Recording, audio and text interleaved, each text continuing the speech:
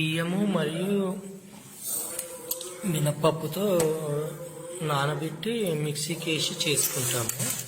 అయితే ఇది వచ్చేసి రవ్వ పొంగనాలు, సన్న రవ్వతో బొంబాయి రవ్వతో పొంగనాలు. దీనికోసం కావాల్సినవి సన్న రవ్వ, పుల్లటి పెరుగు, తగినంత ఉప్పు, శనగపప్పు. ఇది వచ్చేసి పుల్లటి పెరుగు. ఈ పుల్లటి పెరుగును ఈ రవ్వ మిశ్రమంలో వేసి బాగా కలపాలి.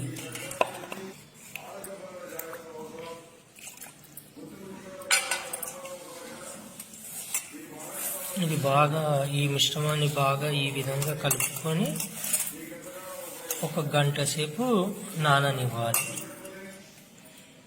తర్వాత ఈ మిశ్రమంలో వచ్చేసి పచ్చిమిరపకాయలు, ఉల్లిగడ్డలు, జీలకర్ర మరియు క్యారెట్ ఈ విధంగా మనకు కావలసినవి వేసుకొని అప్పటిదప్పుడు పొంగనాలు పెన్నం పైన వేసి చేసుకోవాలి.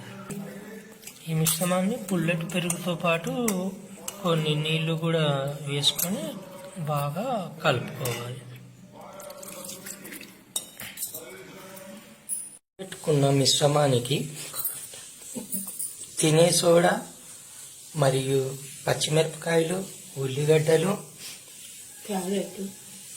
తురిమిన క్యారెట్, ఈ నానబెట్టుకున్న మిశ్రమానికి ఉల్లిగడ్డలు, పచ్చిమిరపకాయలు, తినే సోడా, అల్లం ముక్కలు వేసి బాగా కలుపుకోవాలి. ఈ మిశ్రమంలో ఇప్పుడు తురిమిన క్యారెట్ కూడా కలుపుకొని పొంగనాల్లాగా చేసుకోవచ్చు.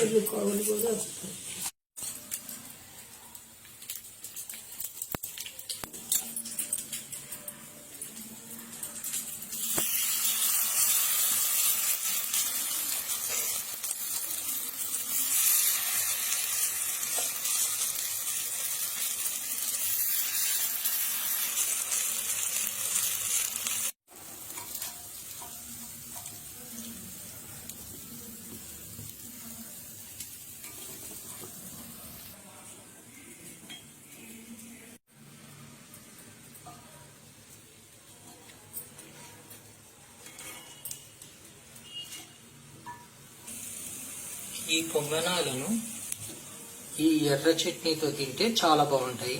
ఈ చట్నీతో పాటు పుట్నాల చట్నీ, పల్లీల చట్నీతో కూడా తినవచ్చు. ఎల్లిపాయ కారంతో కూడా తినవచ్చును.